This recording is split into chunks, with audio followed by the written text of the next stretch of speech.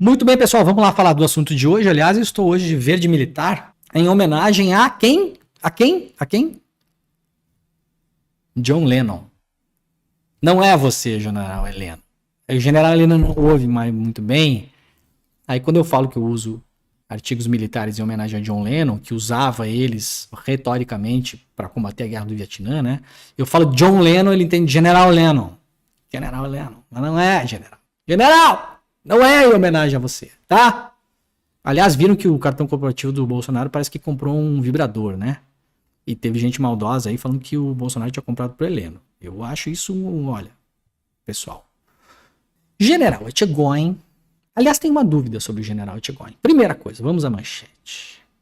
General que defendeu o controle de pobres diz que Lula demonstra covardia ao criticar as Forças Armadas. Estou lendo aqui o texto do meu querido amigo Leonardo Sakamoto, lá no UOL.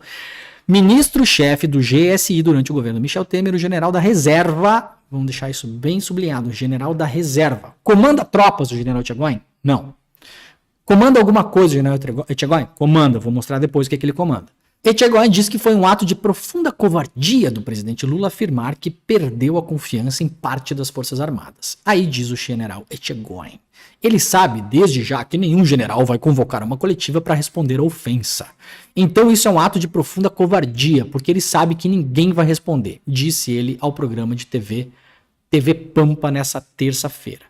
Vamos lá, vamos olhar esse negócio com calma, tá? Primeira coisa, onde o Etchegóin está indo dar entrevista? Na TV Pampa, que é uma televisão local no Rio Grande do Sul, que costuma juntar, por prazer ou interesse, um bando de golpista, tá?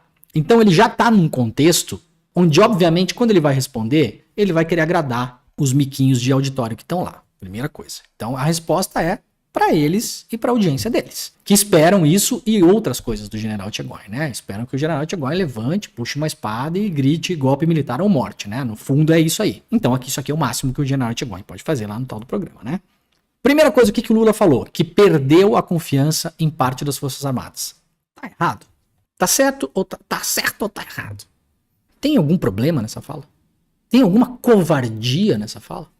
Está completamente correto. Vários militares da ativa e da reserva participaram da tentativa de golpe do 8 de janeiro. Assim caracterizada como tentativa de golpe de Estado pelo Lula ontem na entrevista à Natuzaneri. Ou vocês têm dúvida de que o que aconteceu hoje, em 8 de janeiro não foi uma tentativa de golpe de Estado? Foi o quê? Uma micareta? Tentativa de golpe de Estado.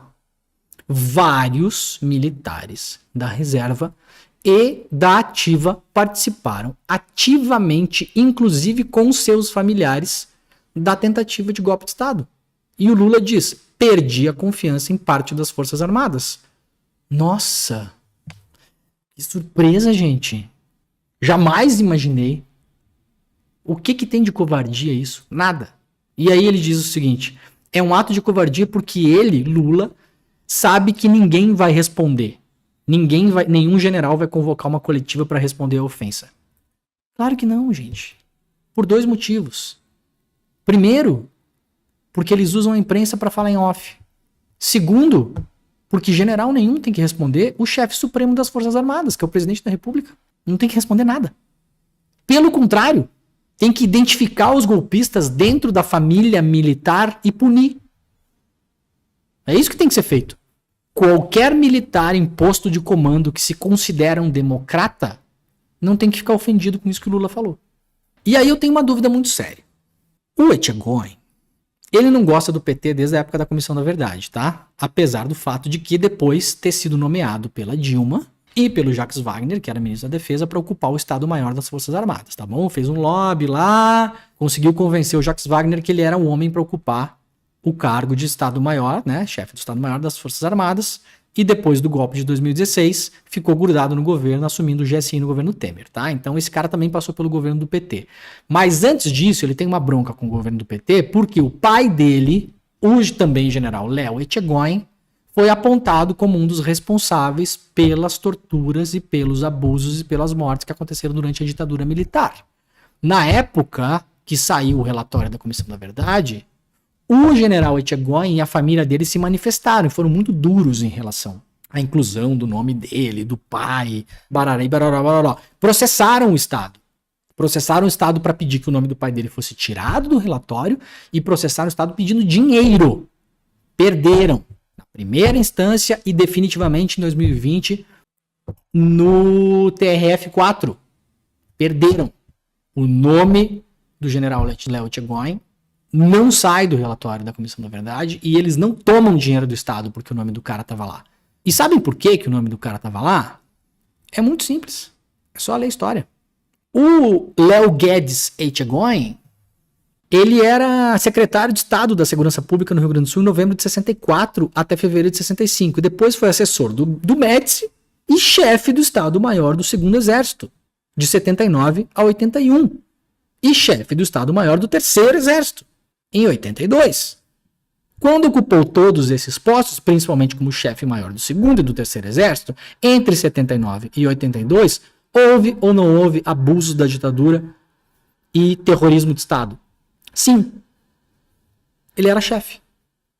O próprio Etchegóin teria confidenciado, né, nessa tentativa de virar chefe do Estado-Maior do governo Dilma, que depois foi bem sucedida, né, teria confidenciado lá alguns interlocutores, inclusive parece na época ao Jacques Wagner, né, as notícias são de 2014 e 2015, tá? E o pai dele pediu para entrar na reserva antes do tempo devido, porque não concordava com coisas que aconteciam no exército. Não concordava com o quê?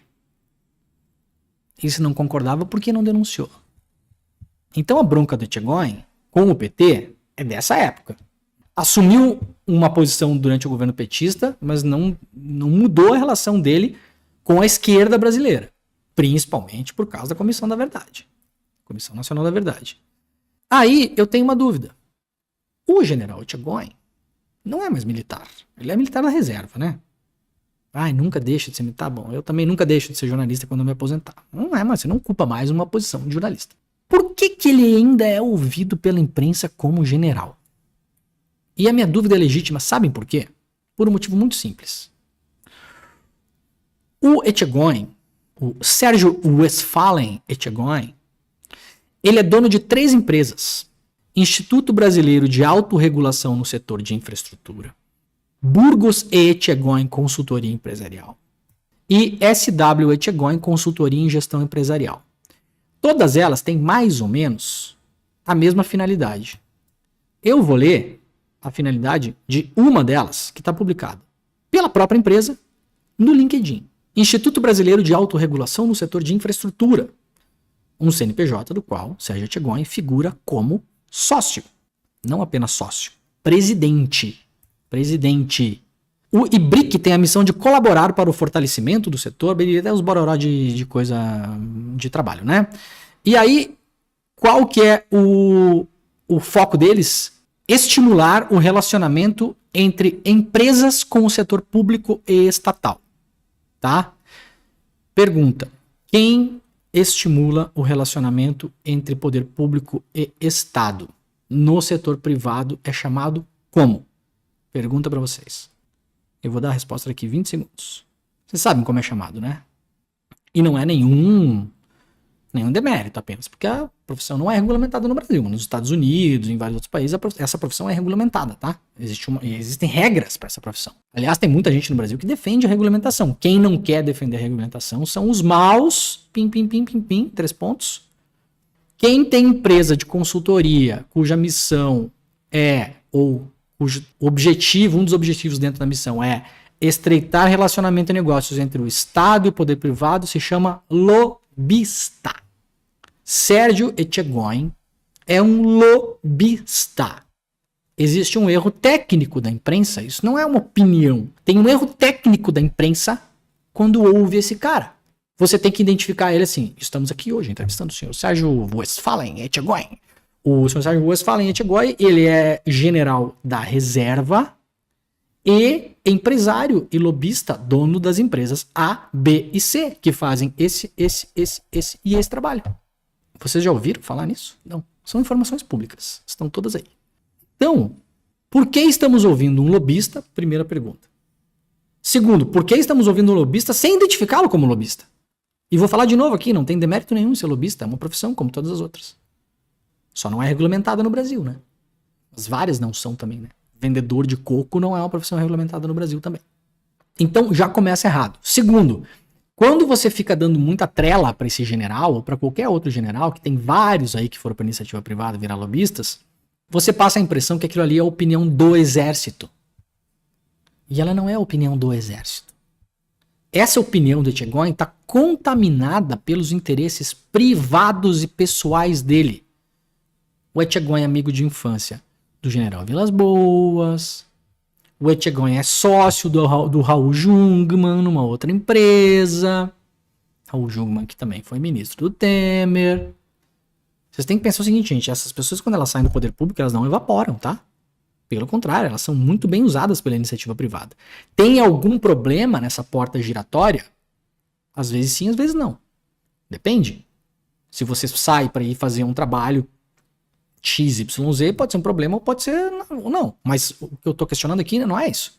Eu não estou dizendo que o general Etchegóin está cometendo algum tipo de crime, ilegalidade ou imoralidade em sair do poder público, que é onde ele estava, né, no exército, depois no governo Dilma e Temer, para montar uma empresa privada. Na verdade, 3 empresas privadas. O problema é não identificarmos esse cidadão como tal. Esse cidadão, atualmente, ele é um empresário e lobista do setor privado. Ele não é um general. Isso é um erro brutal que é cometido pela imprensa.